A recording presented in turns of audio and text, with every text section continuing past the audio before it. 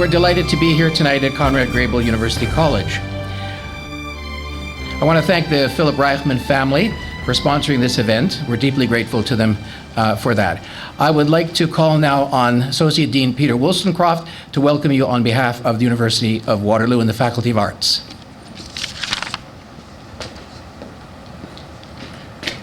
Well, I'm enough of a historian, Paul, to say I used to be an associate dean.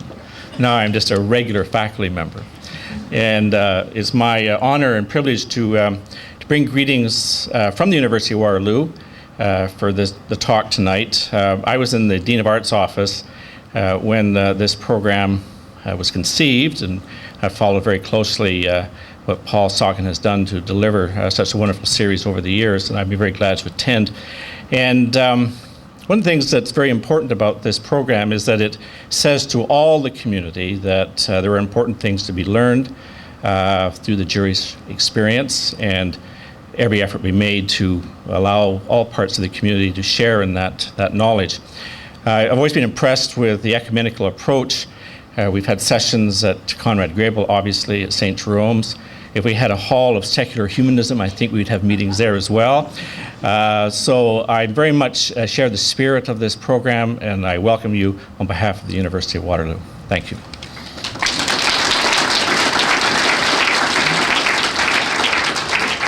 Thank you. From a former associate dean.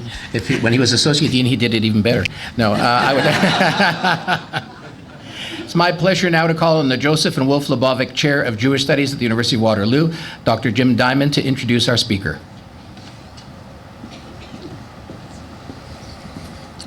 Thanks, Paul. I want to welcome you all here tonight. I'm very happy to see the turnout we have. Tonight's lecture, Can All Religions Be True? I kind of made my way over from my office on the godless side of the campus, came to dinner at a Catholic college. Now I'm in a Mennonite college. I don't know whether I'm coming or going, but so that's kind of indicative of, but it's also a nice thing to have here, this kind of ecumenism, or the literal bridges that we have from one side of the campus to the other. A word about our speaker tonight. Many of you in the audience probably are not familiar, but when in the rabbinic world and in the world of the yeshiva, the Rabbinic Academy, the name Soloveichik is legion. And this has been the case for the last 2 centuries. That is, for 2 centuries, generation after generation, the Soloveichik pedigree has commanded, when a Soloveichik talks in the rabbinic world, people listen, and I'm not exaggerating here, with awe and reverence. And virtually every generation for the past couple of centuries has produced a Soloveichik or a number of Soloveichiks in that class. Now, the family line, if it only depended on lineage, on biological lineage, would have died out long ago, at least maybe not physically, but spiritually, had each one not made their own mark on Jewish learning, Jewish culture, indeed the evolution and the movement of Jewish intellectual history. And that goes for our speaker today. That is, he has that name, but he would be ignored if he wasn't becoming a Soloveichik in his own right. And he certainly is. He's a young scholar, has studied at Yale Divinity School with a particular interest in the relationship between Judaism and other religions, primarily Christianity. And it is my great pleasure to welcome Meir Soloveichik for what will, I'm sure, I can guarantee you, will turn out to be a very, very intriguing and stimulating talk. Meir Soloveichik.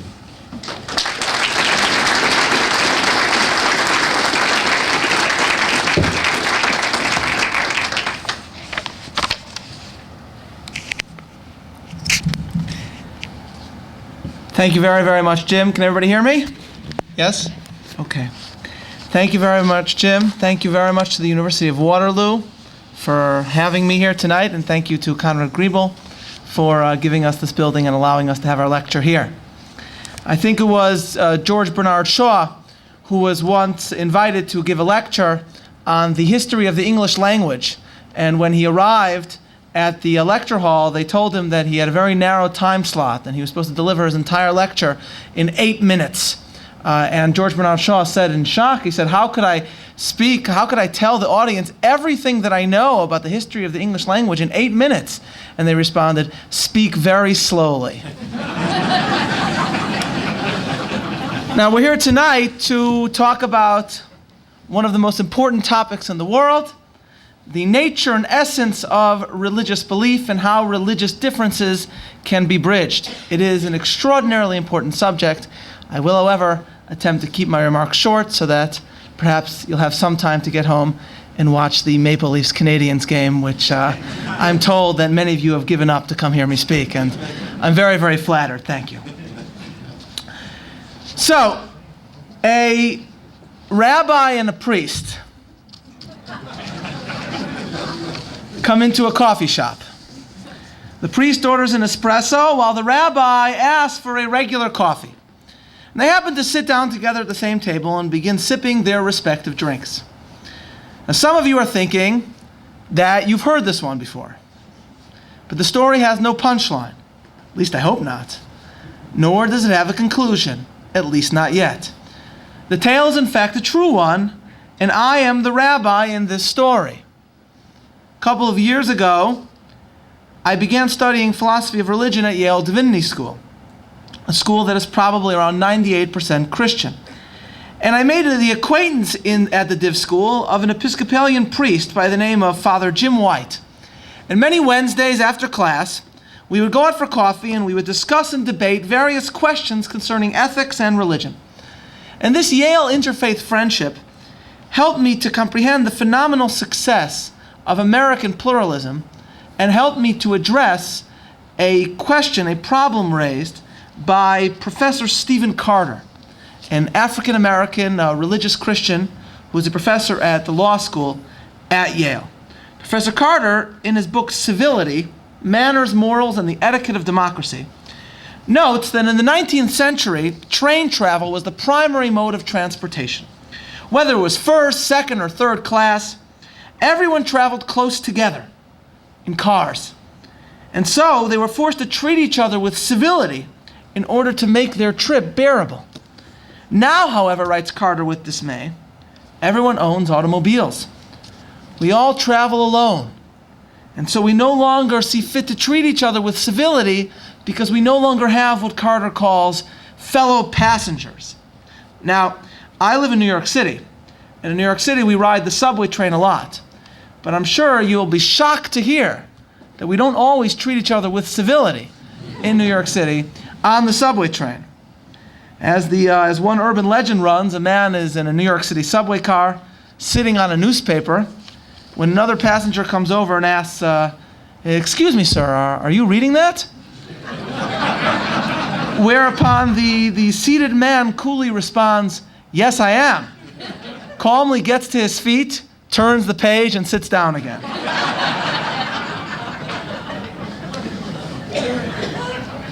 And the sociologist Stanley Milgram actually confirms how correct my New York experiences are. The normal urban incivility, Milgram writes, quote, is so well defined and so deeply a part of city life that it constitutes the norms that people are reluctant to violate. Men, he writes, are actually embarrassed to give up a seat on the subway to an elderly woman. They mumble, I was getting off anyway, instead of making the gesture in a straightforward and gracious way. So with Carter's fellow passengers metaphor in mind, let's ask ourselves, in a religiously diverse country, I live in the United States. The United States is certainly a very religiously diverse country.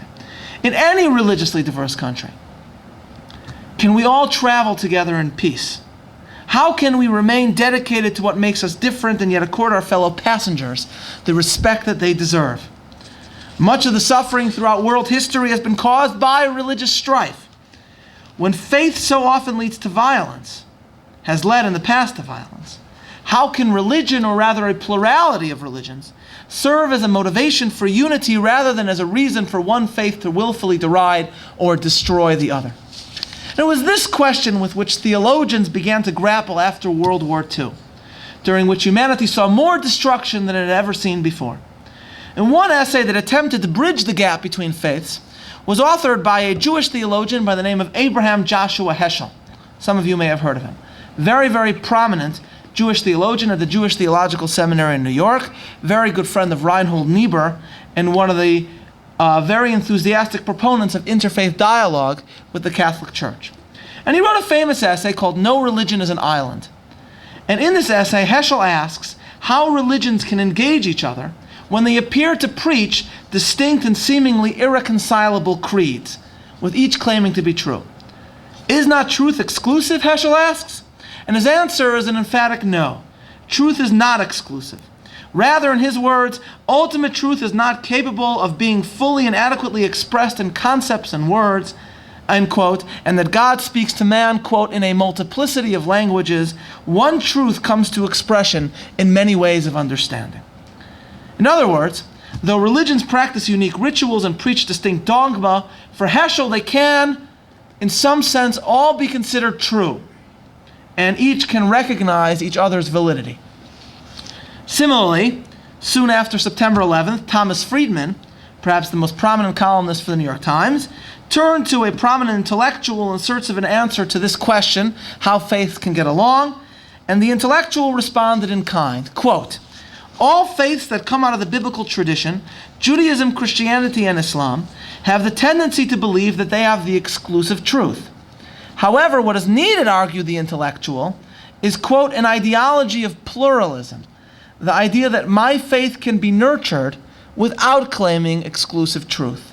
America, the intellectual concluded, is the mecca of this pluralistic ideology.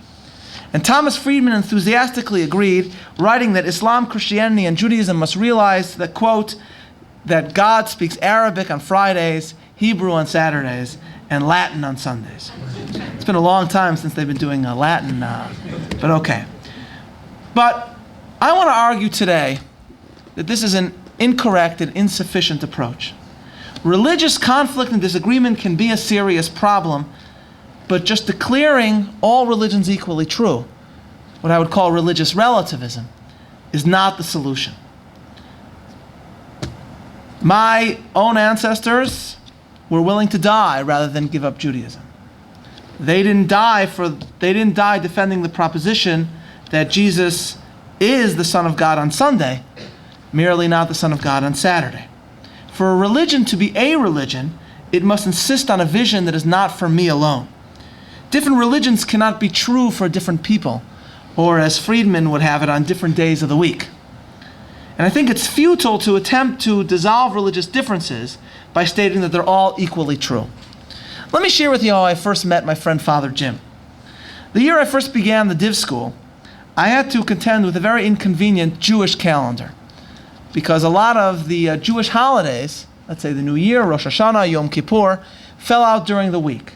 Now, during these holidays, I'm not allowed to travel, I can't use electricity, I can't do all sorts of things, so I couldn't attend class.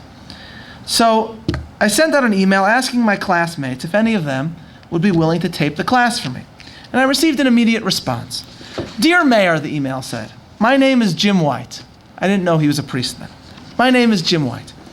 I'm in Professor Adams' class with you, and I'd be happy to tape the classes you'll miss. I was delighted. Soon, however, another email from Jim arrived. Dear Meir, it began. On second thought, are you allowed to ask me to tape the class for you? Perhaps, Jim continued, perhaps I should say, if I happen to be taping the class, assuming I could find a tape recorder, would you like to listen to the tapes? Yours in fun, Jim. Now, it's an amusing story, a good question, and profound, that Jim was asking me, why am I allowed to hold myself to one standard and him to a different one? Thus, there's an answer to that question, but it's a good question, but the point is made. Thus, our friendship began. And every Wednesday after class, we would get together for coffee and we discussed a wide range of topics. In the course of our discussions, it became clear that deep theological differences divided us. And these differences between us are interesting And it is, I believe, through contrast that one can more sharply define one's own faith. But they were differences all the same. To quote Stephen Carter again, Christians have sharp disagreements. For example, Protestants do not believe that the Pope is a successor of Peter and do not believe that the Bishop of Rome speaks with any special theological authority. A Protestant has little choice but to say that a Catholic is just plain wrong, and the Catholic has little choice but to reciprocate. In the same way, of course, Carter continued, Jews believe that Christians are wrong in thinking Jesus to be the Messiah, and Christians and Jews both believe that Muslims are wrong in thinking Muhammad the messenger of God. End quote. It is, to my mind, intellectually dishonest to resolve a contradiction between religions by declaring both equally true or just both partial manifestations of a larger truth. Reminded of that old Russian joke in which Mikhail Gorbachev is asked to describe the Soviet economy, the state of the Soviet economy, in one word. Good, he says. Gorbachev is then asked to describe the Soviet economy in 2 words. Not good, he says.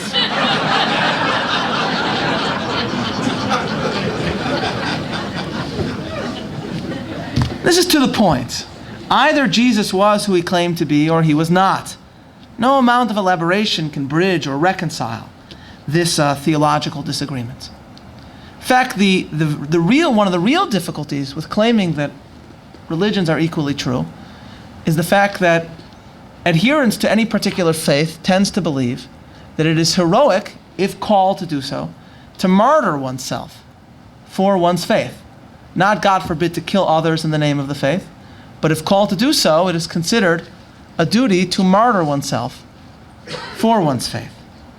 But if no religion is exclusively true, why ought one to die for one's belief in the first place? In the early 1960s, during the Second Vatican Council, the Catholic Church prepared and released a document entitled Nostra Aetate, a new approach to the Jewish community.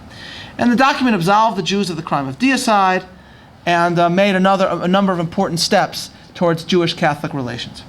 Now, while the document was being composed, Abraham Joshua Heschel, the theologian I mentioned to you before, was alerted that a first draft of this document of Nostra Aetate contained a reference to the importance of missionizing among the Jews. So Heschel traveled to Rome, I think it was on the eve of Yom Kippur, in order to plead with the Pope to remove the passage. And Heschel declared to the Pope that he was willing to die for his faith.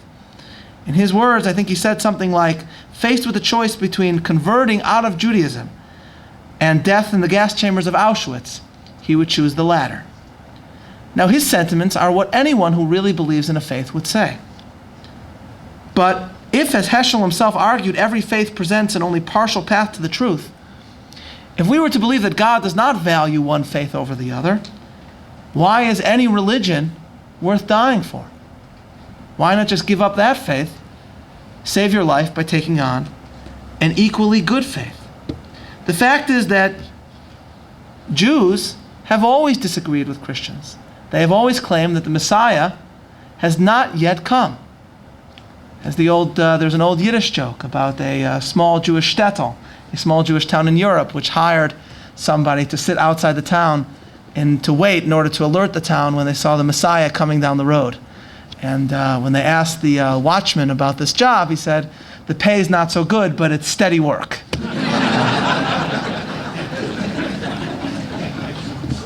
And the fact is that Jews have always asserted that the Messiah has not yet come, and they have been willing to die for this belief.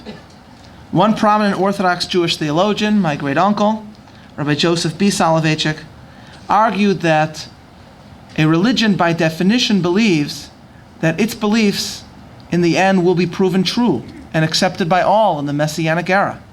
In his words, every religion by definition expects man, quote, by surrender of selfish pettiness and by consecration to the great destiny of life, to embrace the faith that this community has been preaching throughout the millennia. Every faith believes that in the end, its faith will be proven true. Of course,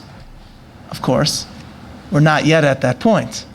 And we don't, until then, obviously, we do not believe in using force in compelling others to adopt our beliefs. To share with you one other joke about the Jewish belief in the end times.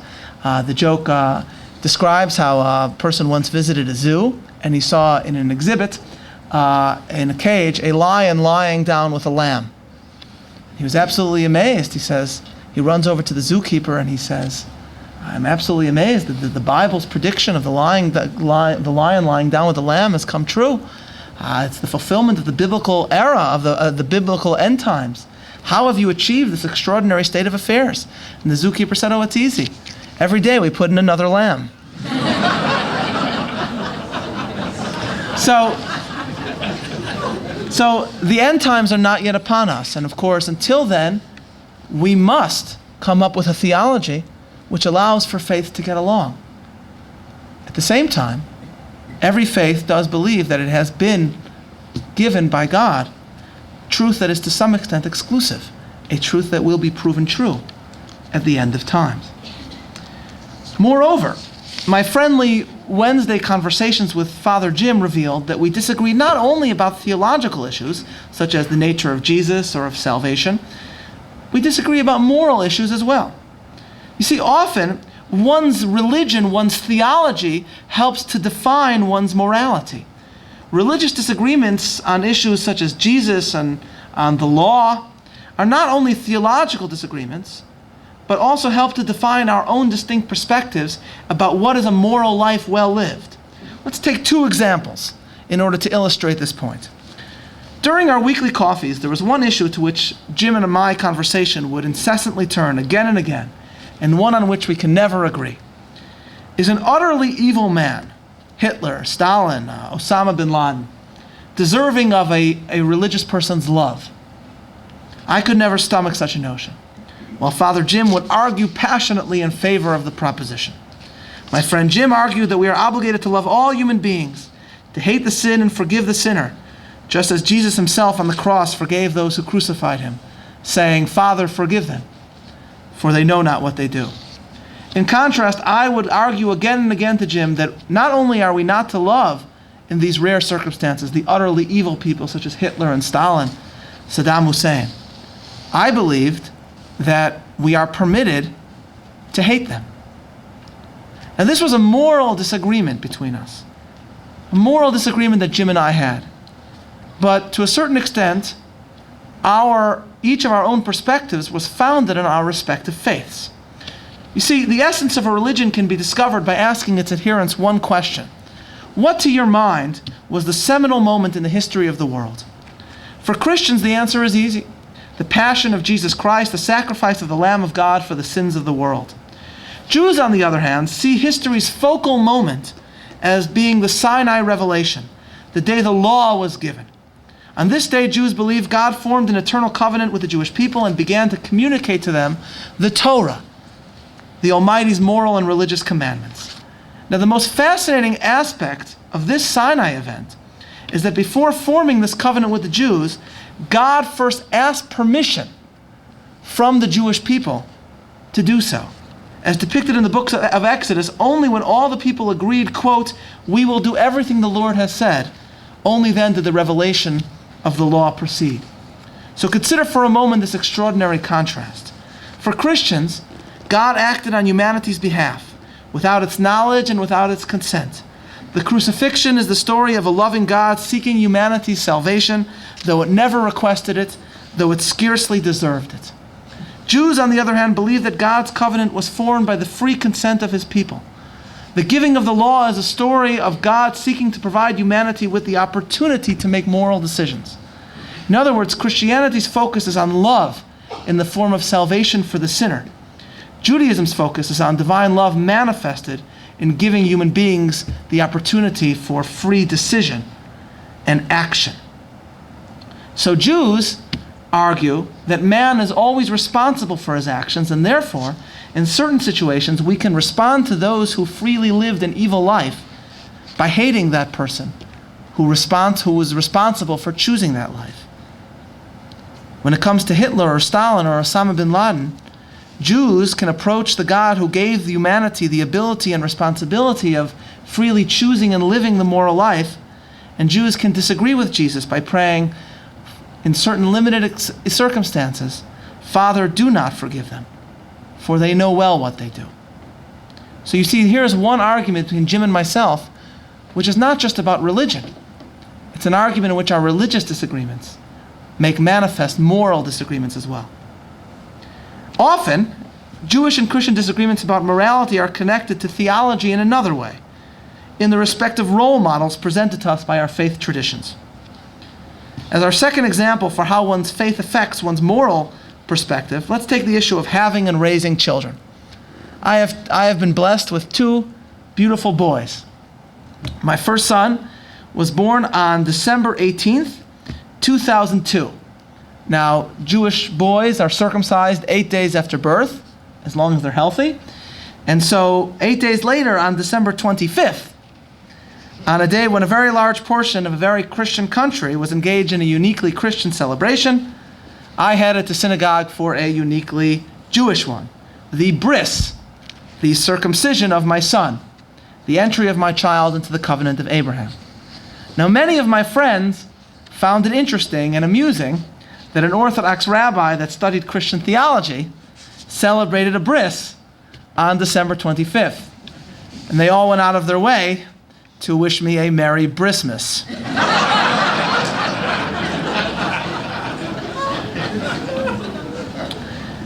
But the calendrical coincidence led me to ponder what divides the Jewish and Christian philosophies of the family. Here I'd like to quote Stanley Hauerwas. He's a very prominent Protestant Christian theologian. It's also appropriate, we're in a Mennonite school now. Stanley Hauerwas is not a Mennonite, but was heavily influenced by John Howard Yoder, a very, very prominent Mennonite theologian. And because Hauerwas is so influential, he has made Yoder even more influential. So it's appropriate to quote Hauerwas here in this lecture hall. Hauerwas said as follows: "Nothing distinguishes Christians and Jews more dramatically than our understanding of the family. Put simply, Christians are not bound by the law to have children. We must," Hauerwas wrote, "we must acknowledge that we are children by appropriately honoring our parents. But to honor our parents does not mean that we must make them grandparents." What is Hauerwas' source? The stark fact of the matter is, Hauerwas argues, that Jesus was neither married nor had children. What Jesus started did not continue because he had children, but because his witness attracted strangers. Christians are not obligated to have children in order that the tradition might continue. In other words, they can spread Christianity not by having children, but by witnessing. Indeed, the Catechism of the Roman Catholic Church confirms that while the family is the moral bedrock of society, nevertheless the choice to avoid marriage and family is, even for laymen, a viable one. The Catechism notes that some forego marriage in order to care for their parents or brothers and sisters, to give themselves more completely to a profession, or to serve other honorable ends. They can contribute greatly to the good of the human family. Now, such a statement could never appear in any succinct summary of the Jewish philosophy of the family. Jews believe truly that children are obligated to honor their parents by making them grandparents. I've since discovered that once you honor your parents by making them grandparents, they no longer care about the children anymore. But that's okay. Okay, we're a mere means to an end. Okay. There's a statement in the Talmud that grandchildren are as good as children. In Hebrew, bnei banim harehein kibanim. So my father said to me, he says, the Talmud says that grandchildren are as good as children, but it doesn't say anywhere that children are as good as grandchildren. So thanks a lot. Okay. So some Jews may tragically never find suitable spouses, but it is never deemed a viable choice by Jewish ethics for a Jew to deliberately choose to avoid marriage, to avoid having children. The Jewish insistence on the necessity of raising family was evident at my son's circumcision, when he's only 8 days old, we already envision him getting married himself, honoring me by giving me grandchildren. The moment the circumcision is performed, the whole community says, just as you have entered into the covenant, so may you enter a life of Torah, marriage, and good deeds. This is said at every Jewish circumcision. And so the debate over whether Jesus was the Christ, whether he ought to serve as our premier moral paradigm, has ethical implications. The Jewish biblical role model is not Jesus, but Abraham. Abraham, who so desperately yearned for a child. Abraham, who selflessly served and prayed for humanity, but nevertheless longed for personal progeny. Abraham, who was beloved by God because of his willingness, in the words of the Bible in Genesis, quote, to command his children and a household after him to perform justice and righteousness. So these two examples, the question of how we approach evildoers and of having children, illustrate that any two faiths inevitably disagree both about theology but also about morality, with each believing to have discovered the more complete truth. In my great-uncle Rabbi Soloveitchik's words, those who seek to break down divisions between faiths all too often fail to recognize that, quote, the axiological awareness of each faith is an exclusive one, because each faith, quote, believes that its system of dogmas, doctrines, and values is best fitted for the attainment of the ultimate good, end quote. But if Christians and Jews, such as Jim and myself, have such irreconcilable perspectives, if we are divided on issues both theological and moral, how could we so peacefully coexist? According to Thomas Friedman, we should be at each other's throats. After all, the opposite, according to his approach, the opposite of the relativistic approach he outlined to religion, is religious totalitarianism, intolerant fanaticism. And yet Jim and I got along. We were friends. Not in spite of deeply held dissonant religious beliefs, but to a certain extent because of them. If each faith considers its doctrines best suited for the attainment of the highest good, and if Jim and I each assume that we have found the truth, how is such cordiality possible? How are we not at each other's throats? The answer, I think, is that there are certain truths that Jim and I do agree upon. Not least among them, that there is a God, a spiritual meaning out there to be sought. A God who created all human beings in his image. And I think that it's an agreement on this truth that's necessary for a successful society, one that works together, one with fellow passengers. Rabbi Jonathan Sacks, the chief rabbi of England and of the Commonwealth, has noted that, quote, the oldest phenomenon known to history is that civilizations that once seemed invulnerable decline and fall. It has happened to all of them, from Mesopotamia and Egypt to Alexandria and Greece and Imperial Rome to the Soviet Union in this century. Why? Rabbi Sacks quotes Bertrand Russell in response. Quote, what had happened in the great age of Greece happened again in Italy. Traditional moral restraints disappeared because they were seen to be associated with superstition. The liberation from fetters made individuals energetic and creative. But the anarchy and treachery which inevitably resulted from the decay of morals made the civilizations collectively impotent, and they fell under the domination of nations less civilized than themselves, but not so destitute of social cohesion. In other words, as societies prosper, Rabbi Sacks notes, so their moral codes become increasingly relaxed. A sense of common purpose gives way to an ideal of individual self-gratification and self-fulfillment, to narcissism. Soon social breakdown results. Any society that does not attribute its successes to God, that does not acknowledge a greater spiritual meaning out there to be sought, is doomed to this fate. Now, I'm not arguing here that an atheist cannot obey his or her moral intuition and live an ethical life, but I am insisting that secularism is an insufficient substance out of which to weave to weave the moral fabric of a country. The founding, one of the perhaps the least religious of the American founding fathers, Thomas Jefferson, said as follows: God who gave us life gave us liberty. Can the liberties of a nation be secure when we have removed the conviction that these liberties are the gift of God? In other words, an agreement on some religious principles, specifically the spiritual purpose of life, among most citizens is essential in order to ensure a moral democracy. Why is religion so important to the morality of a society?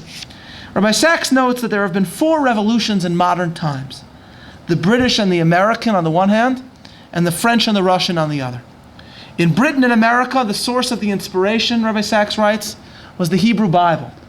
The British and the Americans looked to the story of the Exodus, of Jews who were given liberty from Egypt, not just to pursue their own desires, but to seek a higher moral and spiritual purpose. In France and Russia, the source of inspiration was the great alternative to the Bible, philosophy, Marx and Rousseau.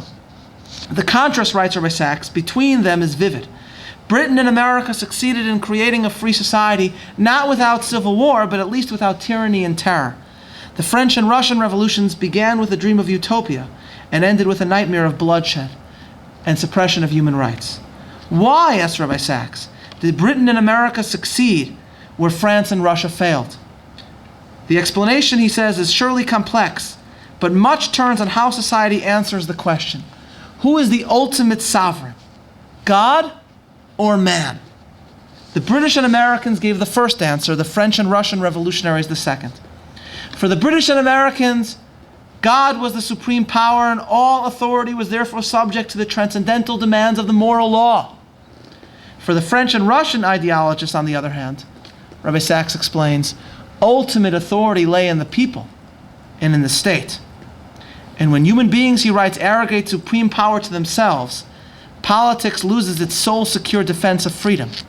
Societies that exile God lead to the eclipse of man. So in a religiously diverse society, what value unites a religiously pluralistic country like the United States?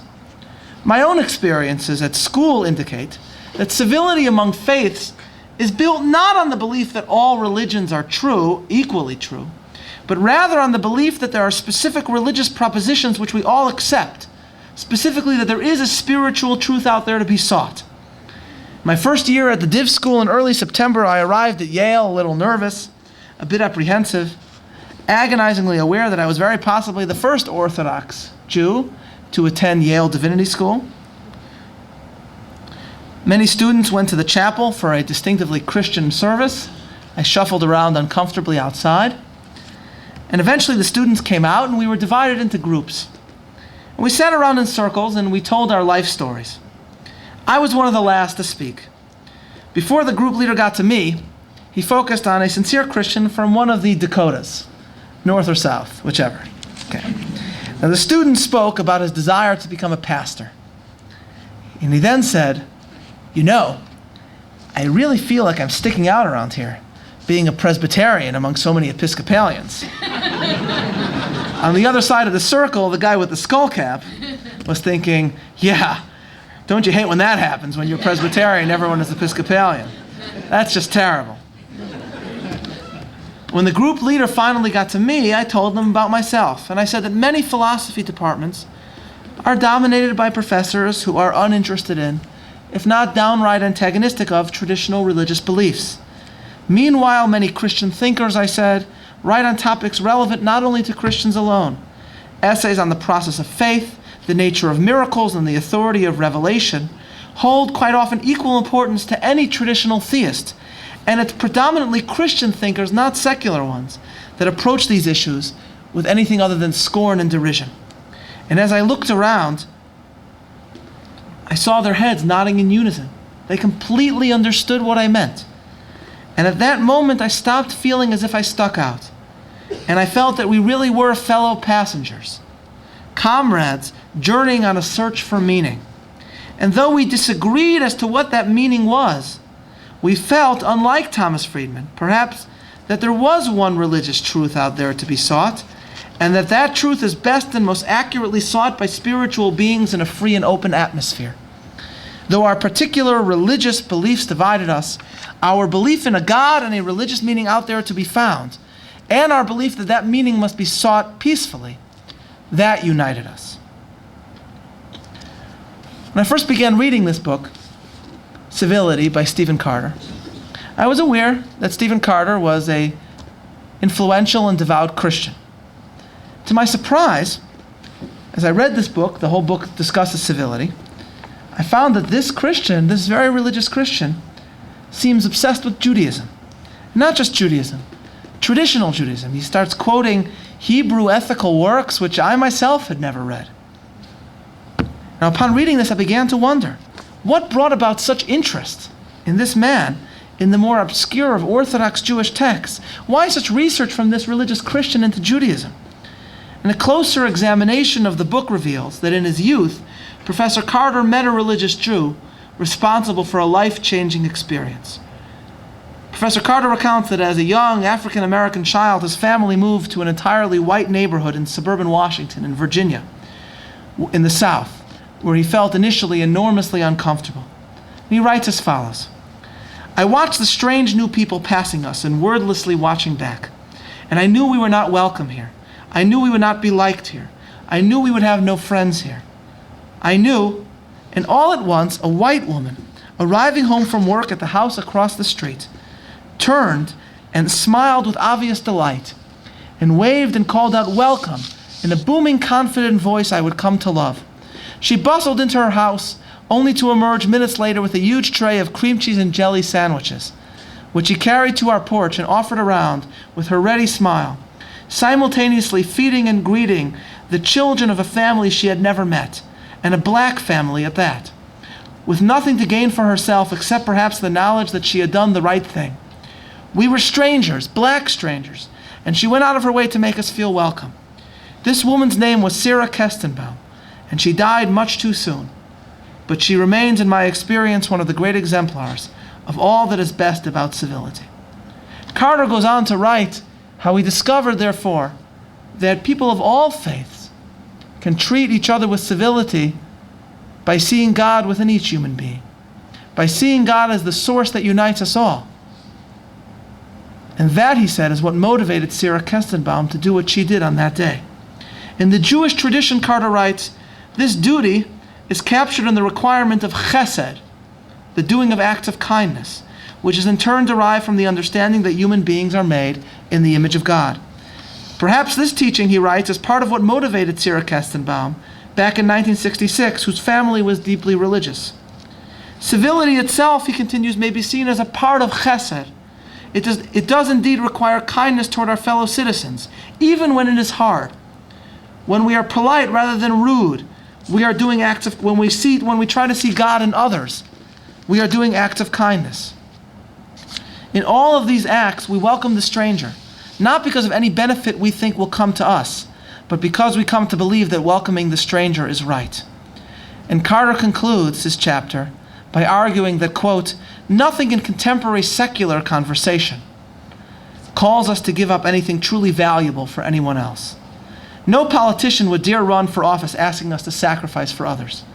Only religion, Carter writes, offers a sacred language of sacrifice, selflessness, awe that enables believers to treat their fellow citizens as fellow passengers. But even if religion is the engine of civility, it has too few serious practitioners, which is why those who are truly moved by it to love their fellow human beings are so special. I learned that truth in 1966, he concludes the chapter, and to this day I can close my eyes and feel on my tongue the smooth, slick sweetness of the cream cheese and jelly sandwiches that I gobbled on that summer afternoon when I discovered how a genuine and unassuming act of civility can change a life forever. On September 12, 2001, I stepped out of my building on the streets of Manhattan, a stunned and mourning city, looking for a cab to the train to take to Yale. And all of the taxis were taken. All of a sudden, one of them pulled over and its occupant said, "Excuse me, would you like to share this cab with me?" I guarantee you that had never happened to me before in New York City. The very same city that was so normally devoid of civility was united, and reflected the unity that existed in the United States after the attacks. And I would add that there was in the United States a specifically religious dimension to that unity. In an issue of the New Republic soon after September the 11th, one author argued that having witnessed the horror wrought by the religious zealotry of the Taliban and Al-Qaeda, the notion of powerful and potent displays of belief in the public square had been thoroughly discredited. But I would argue the contrary. I can tell you that after the attack in the United States, religion was on public, multifaceted, and positive display in a way not seen for some time. And though religions may differ in numerous particulars, it was religion that united us. Public prayer services took place in large numbers. God Bless America was everywhere. And Americans don't think twice when our president speaks in religious language, speaking of the war on terror as a battle between good and evil, terrorists as men without a conscience and without a soul. There is a religious language that most Americans accept, even though we are comfortable with very different styles of religious observance. Though we disagree about particular religious truths and we argue passionately for the exclusivity of those truth claims, nevertheless, most Americans have asserted that there is one particularly religious proposition that we accept, that our values have to be more than just our own desires, that there is a source of meaning out there that we seek, that we are a nation under God. What unites members of various faiths is not, as Thomas Friedman would have it, that all religions are equally true, but rather that we agree that there is something larger, someone greater than ourselves who endows us with his image. A rejection of narcissism and an acknowledgement that there is a religious truth, that is enough to bind us together, to make us fellow passengers on this journey. Story is told, this actually is a joke, of 3 engineers and 3 accountants who are traveling by train to a conference.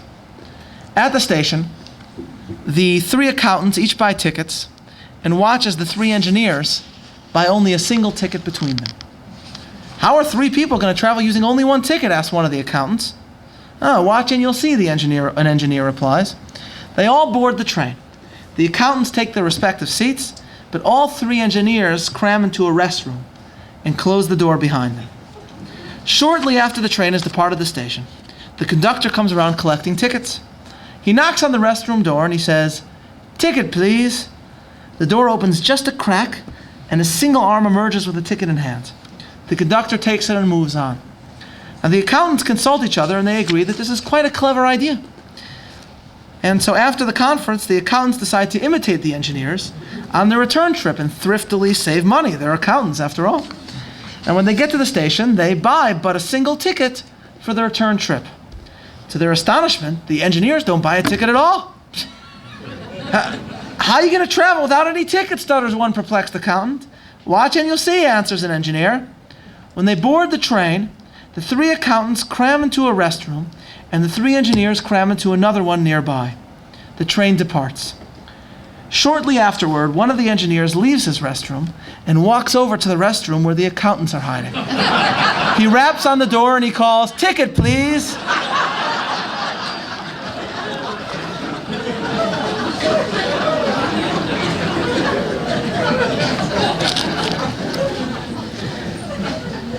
How can individuals of different faiths achieve unity? It is the nature of faith, of religion itself, Stephen Carter concludes. The very fact that religion teaches us that we are not only cogs in the wheel of a mechanical, material, meaningless existence. The very fact that we acknowledge that there is meaning in this world, that creates a kinship among men and tells us to sacrifice for one another. Throughout history, members of various faiths may have approached each other in the manner of the accountants and the engineers, as adversaries, as rubes, as people to take advantage of. But now we can tell the story a little differently, of fellow passengers of diverse faiths, journeying together toward truth. And though we disagree as to our ultimate destination, our belief in God and in a religious truth toward which we travel unites us in a world that is all too secular and bereft of biblical values. What unites religions in a country, and in my experience, what unites religions in the United States, is not the fact that we regard each other's faiths as equally true, but rather that we strive together to build a nation under God with liberty and justice for all. Thank you very much for having me.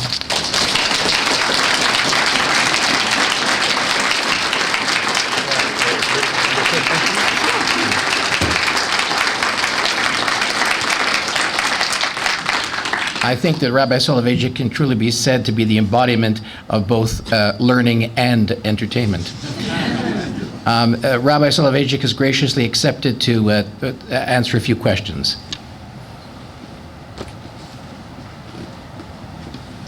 Do you want to run the question sessions or just pick? How do you want to do it? Go ahead. Go ahead. Yeah, you call them people.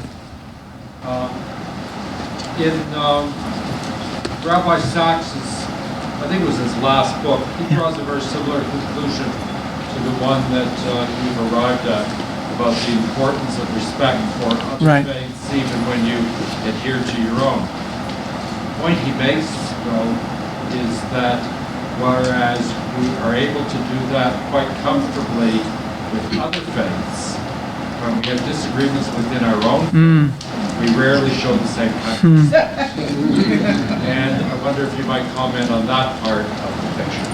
A very good question. Just to repeat the question, our questioner quoted Rabbi Sachs and noted that all too often, sometimes we strive more towards civility among interfaith than intrafaith. In other words, we tend to be more civil towards those who are not our religion than those within our religion. That's a very good question. Want me to speak to that? I can just agree with you. I think that's true. Doesn't make it good. Look, sometimes the fact is, the closer somebody is to you, these tiny, tiny disagreements sometimes can become bigger disagreements. But at the same time, sometimes within a faith as well, you can have very deep disagreements about truth. I think it's important to state that. Within Judaism, there are different branches of denominations. I'm an Orthodox Jew, and I would have very profound disagreements with Jews of other denominations. And you have to encourage both civility, while at the same time recognize those differences as well. I would add that with Jews, there is an added dimension that Jews, because of the Jews' focus on family, Jews are a family. And that could be good and that could be bad. Sometimes we're willing to say insulting things to our brothers and sisters, which we would never dare say to anyone else. But that doesn't mean it's right. And ultimately, deep down, we realize that families need to stick together, especially when there are sometimes people who don't like that family. So that should just be, I can only agree with the questioner and say that it's you're absolutely right. And the same recognition of disagreements has to take place within a faith as well. And the same thing within Christianity. It doesn't help intra-faith Christian dialogue to say that Catholicism and Protestants don't disagree. They do disagree. You have to recognize that, while at the same time, speaking from my own perspective within Judaism, at the same time fostering civility and familial love amongst members of the Jewish people. Question, sir. Yes. I'm wrestling with language and what we mean by pluralism. Right. So many I see what you said tonight, I'm very comfortable with it and applaud it. There are these great differences. But this pluralism works, Right. with given respect. But I find that the way people use the word pluralism is really relativism. That's Can you sure. The question is, the people use pluralism all too often in a relativistic fashion. And that's the essence of my talk today. That what Thomas Friedman was presenting, the idea that this is a theology of pluralism. Is there a different word that we can use? I don't think that pluralism has to mean that. Pluralism can just mean treating every religion with respect. What has to be done is the theological groundwork. That's the important question. I think you're right that it's all too often used in a relativistic fashion. But the original word for pluralism was liberal democracy. A liberal democratic society was premised on the notion that all religions should be free to practice and preach as they see fit. And what you hear all too often is that, let's say in the United States, you see the division was, why did they have religion? Why did they write freedom of religion into the Constitution? Because all religions are equally true. No. On the contrary. Why do we need freedom? Because there is a truth out there to be sought. How is truth best sought? Truth is best sought when we are all free to seek it, to argue, and to discuss with civility. In a free and open atmosphere, truth is ultimately best sought. The word originally for that is liberal democracy. The word liberalism now has a different connotation. It's a political connotation. But classical liberalism, that's what it was all about. Yes. Yeah. There are two comments I have. I'm not exactly sure what the word religion means. There is one that's called one of the great religions, which is in fact atheist. which would deny what you're saying, Right. and that's Buddhism. Right. And I'm not sure that, I don't know where you're going to put Buddhism. Okay. I certainly have respect for Buddhism, Right. though maybe disagreements. The other thing is that I don't think that all religions are equally good. There are some that are absolutely detestable. I think of what the Aztecs did, that, you know, Right. they would sacrifice Absolutely, enemies right. and that they would turn around. They would sacrifice their enemies to their gods. Right. They have magnificent temples. Right. And I saw one of the bowls with the jaguar with a bowl where the blood could come in. Sure. And they tore out their enemies' hearts. I have no respect for that. Sure, and I would agree with you as well on that point. Let's address your first point, which is I don't think we have any disagreement at all on the second point. Let's address the first point because it's a good question. You raised the question about what about a faith which is not specifically, does not posit a divine being. Now, I don't know, never speak out of your subfield in religious studies, right? I don't know enough about Buddhism to comment on it specifically. I will say this, the vision of the American founding fathers was predicated on monotheism. Freedom of religion, of course, is granted to every faith and to lack of faith. I'm just speaking from the experience of the history of the United States. But it was predicated on monotheism. In fact, the very according of rights to everyone, whatever faith, Buddhism, atheism, anything, lack of faith, was predicated on the monotheistic idea that all human beings are equal because they're created in the image of God. So the liberal democratic vision that I'm putting forward is predicated on monotheism. That's there's no question that's true. Doesn't mean that, as I said before, that a member of any faith or an atheist as well cannot be a perfectly good and moral citizen. I'm not arguing that. But how did the founders of the United States, even the less religious ones, envision the concept? And as Rabbi Sachs pointed out, this was the notion of classical liberalism, or the roots of classical liberalism in Britain as well. Vision the notion of on what was the concept of equal human rights founded on. It was founded on a monotheistic idea. The divine Mrs. Blake. Yes. At the beginning of your talk, Yeah. you spoke about how most of the great wars and turmoils Right. of the world Not most, but a lot of them, right. have been, resulted from religions. Right. And I was wondering if you could talk more about that. How do you prevent that? We're seeing it. We're seeing it still. Sure. Okay. As I see it, there are three visions that one can take when it comes to, let's say, religious truth. One could say that there is a religious truth, and the citizens who believe in it should go out of their way to force everyone to believe in it and accept it, and adhere to it. This was a vision of theocracies that existed in the past. This is the vision of Islamofascism as in its more disturbing forms that we see today. That's one vision. Second vision is a vision that you see largely in continental Europe, especially, which is a vision of basically secularism. We're not positing any spiritual truths at all. And tolerance, liberalism, is founded on the European Enlightenment. Okay, those are the two extremes.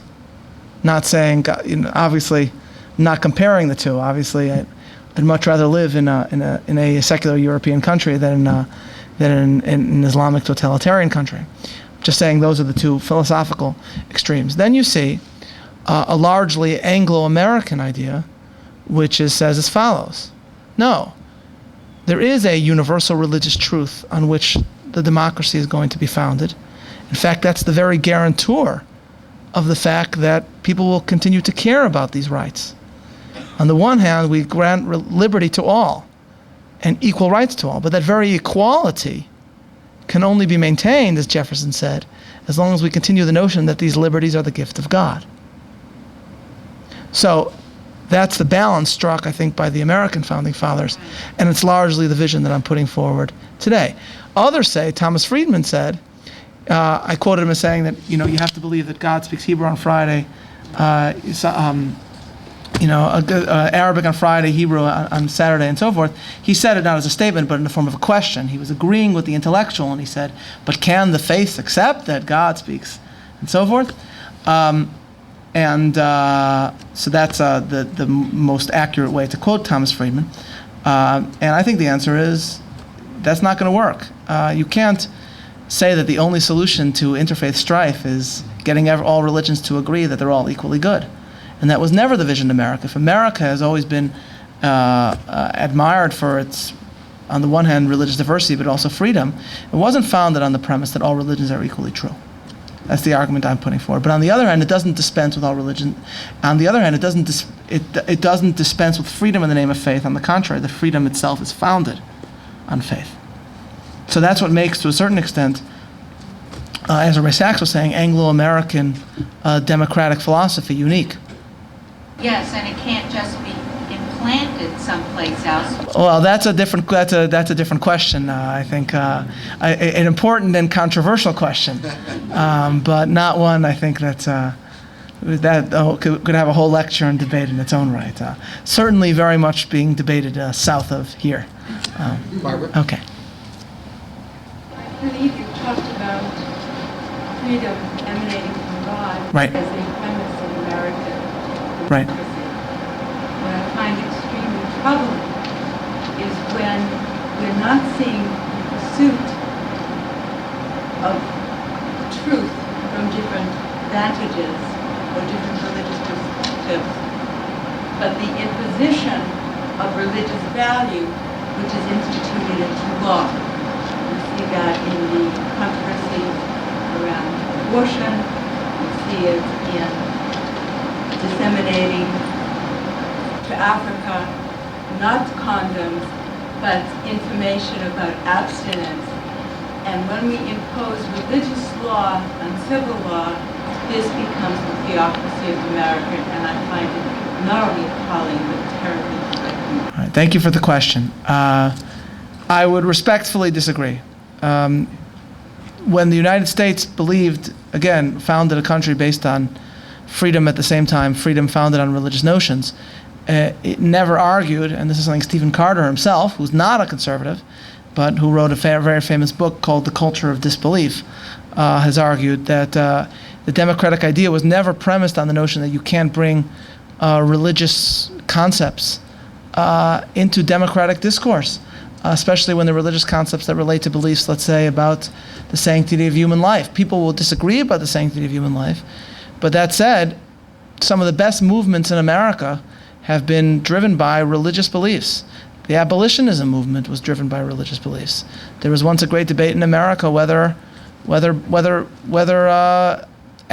slaves had equal human dignity. And that debate was driven by religion. Religion was used on both sides, but the abolitionism movement was driven by a belief and interpretation of the Bible, which believed that human beings are all equal and entitled to human dignity under God. The civil rights movement of the 60s, Martin Luther King was driven by intense religious beliefs. So I personally don't think that there's anything wrong with bringing religious beliefs into democratic discourse. In the United States, what the founders felt was wrong is changing the way that you practice your religion, hurting your free exercise of religion, but not that only secular values can be brought into a democratic debate. That would basically ensure that only people who have no religious beliefs can really say what they believe in a democratic debate. So we'll have to agree to disagree here at this point. Yes? What happened to society when certain groups of Christians or Muslims taken over the agenda of a government that then becomes dictatorial, Right? like in some, Like where? like in the States, but it's now possible where the Christian fundamentalists are kind of seen to be in charge.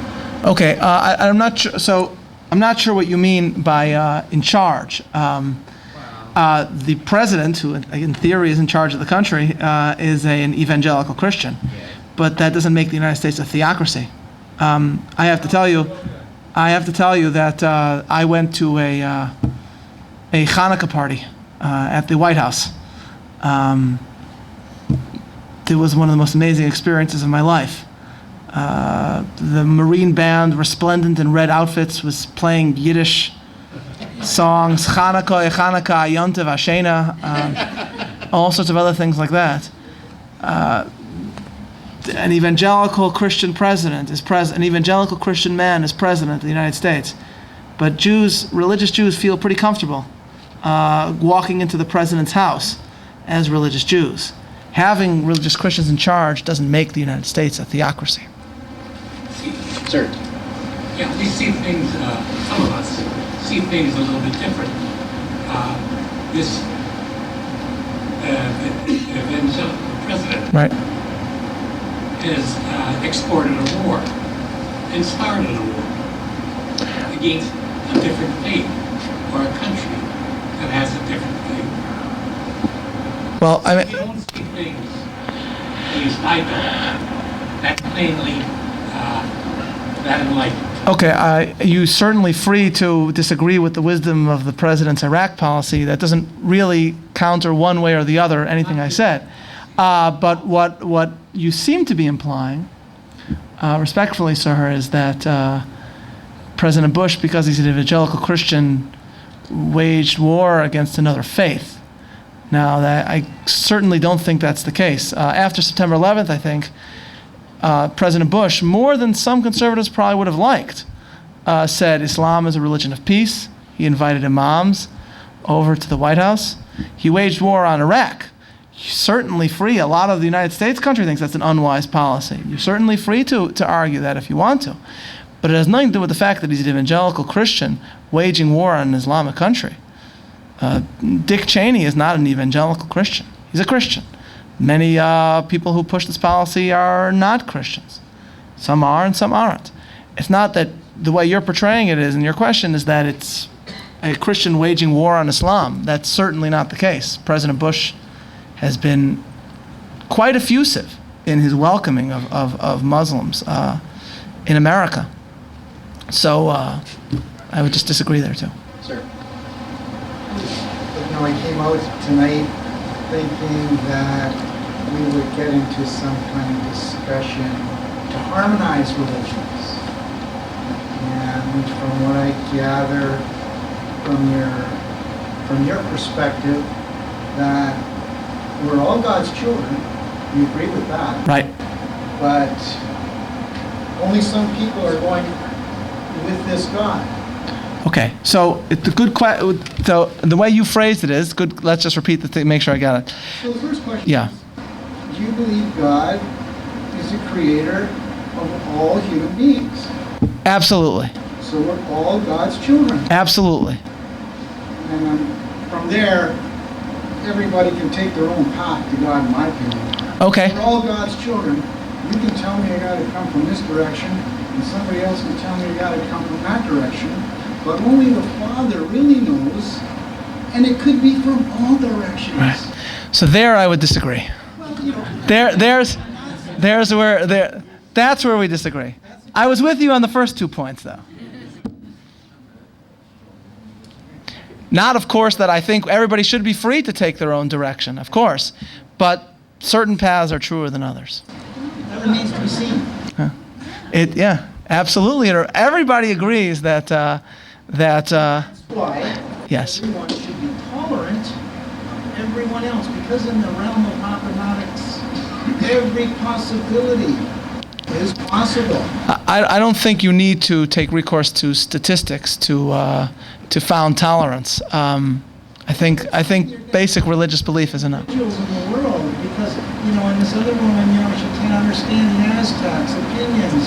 When you talk to the Aztecs, they're going to believe what they're doing is correct, and if someone believes what he's doing Okay. is correct, everybody believes what they're doing is correct. But that doesn't mean everybody is correct. But that doesn't... I think if in the same way that either President Bush was correct or incorrect in invading Iraq, every argument has two sides, but only one of them, if one of them, is correct. That's the point.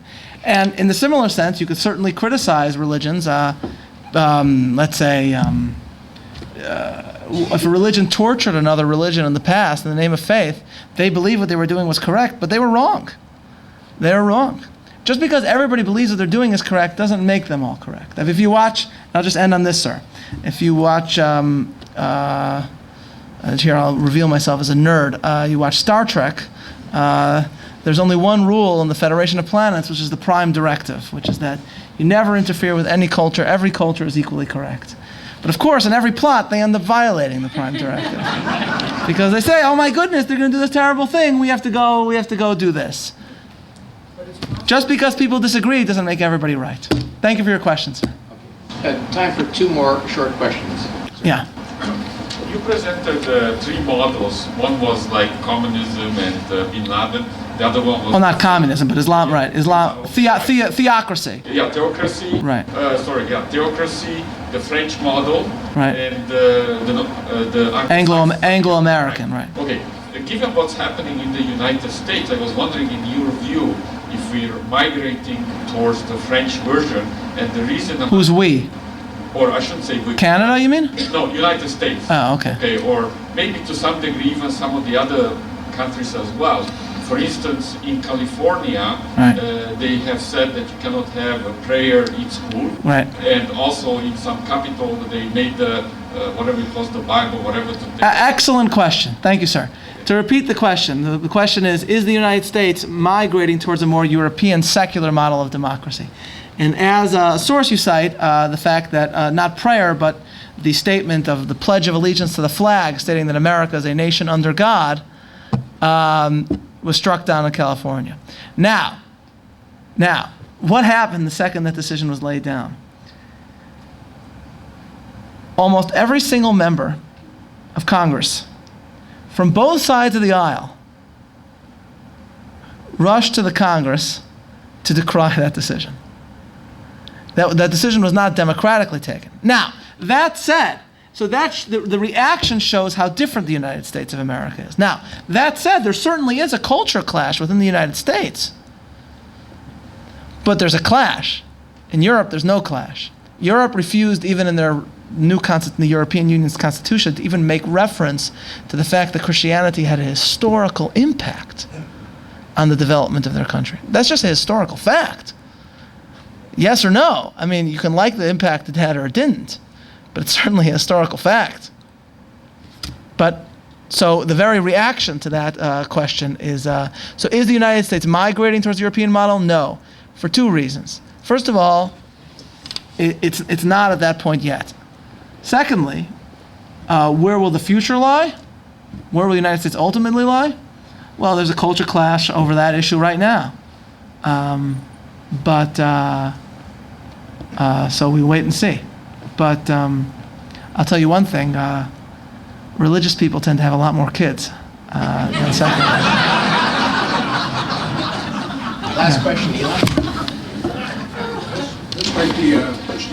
Excuse me, sir. Yeah, okay. Sorry, I pointed, my fault, my bad. We'll make Go ahead, time sir. for your question, too. Isn't that motivate you, a Jewish boy, to go to Yale for the... Good question. Excellent question. When I was in, when I went to Yeshiva College, which is an Orthodox university. Oh, I'm sorry. The question is, what motivated me, an Orthodox Jew, to study at Yale Divinity School? I want to just stress for the record, I didn't end up graduating from Yale. I ended up switching over to the graduate school in religion at Princeton, where I am now. But why did I go there originally? When I was in college, I studied philosophy at Yeshiva University, which is an Orthodox school, which with the undergraduate body is basically 100% Orthodox Jewish. And we had this wonderful philosophy professor who was a Christian, who focused on analytic philosophy of religion.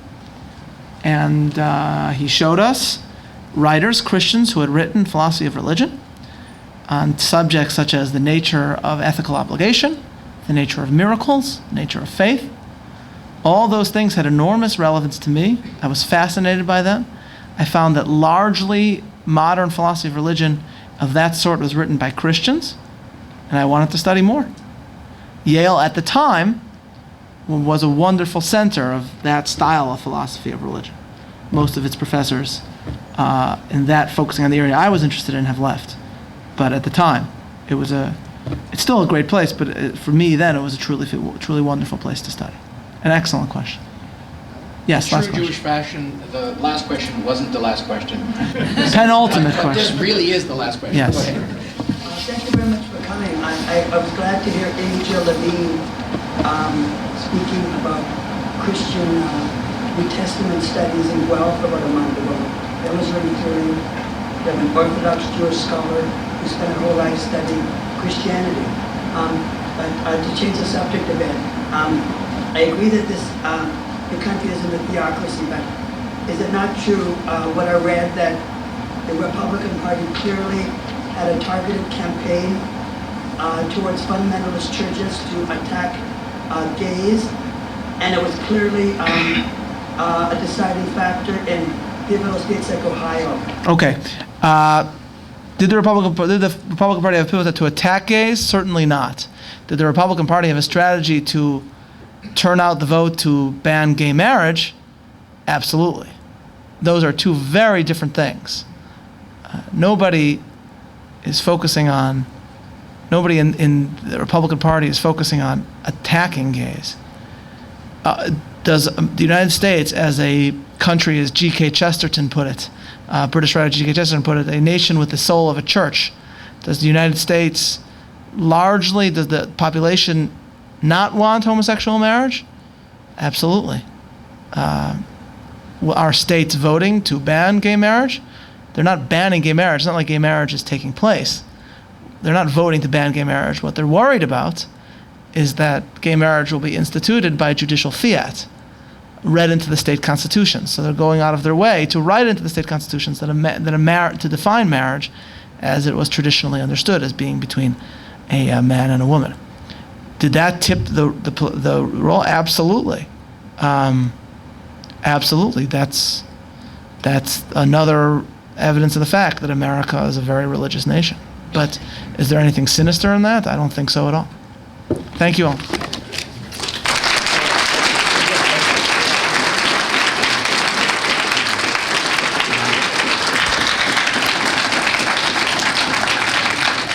I have two brief announcements before I call on Dr. Hendley to thank our speaker. The first is that if you are not on our email list or our mailing list, snail mail, please do be sure to give me your card or scribble your address on a piece of paper. We would be delighted to add you to our list. Second announcement is please join us for a reception in the hall afterwards. Everyone's kindly invited to attend. And I would now like to call on Dr. Brian Hendley, representing the Faculty of Arts, to thank our speaker. I just want to say briefly, I don't think I thank Dr. Hendley enough. In 1995, he was the Dean of the Faculty of Arts and came to me with the notion that this campus needed a Jewish Studies program. Dr. Hendley is not Jewish. And I promptly began that process. I think it's fair to say that this community and this university is richer for it. So in thanking our speaker, I thank you, Dr. Hendley, for your wonderful inspiration. Dr. Brian Hendley.